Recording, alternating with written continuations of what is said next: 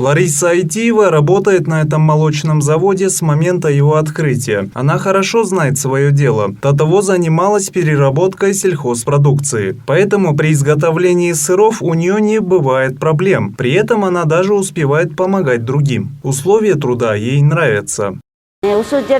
Здесь я зарабатываю деньги, работаю и кормлю свою семью. Мы все очень довольны своей зарплатой и выполняемой работой.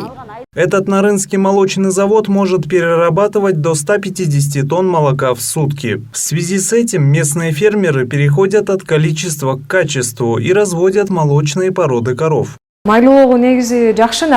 Жирность молока в Нарыне хорошая. Очень хорошо бывает осенью и зимой. Чем жирнее, тем лучше. На самом деле было бы лучше увеличить количество породистых коров.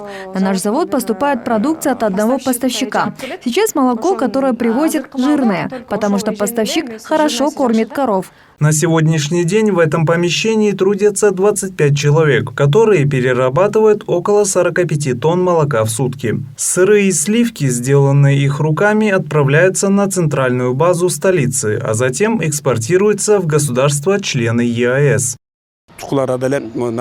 Компания по производству молочной продукции «Белая река» прибыла и в Нарын. Теперь они создают нам конкуренцию. Это рыночная экономика. Она неизбежна. Если бы не они, у нас было бы гораздо больше молока. От данного предприятия в государственную казну поступает немало налоговых средств. В год около 2 миллионов сомов. Из-за отсутствия крупных мощностей по переработке сельскохозяйственного сырья в Нарынской области есть много желающих увеличить количество подобных предприятий. Рашид Алиев, Нурдан Сергеев, Пирамида.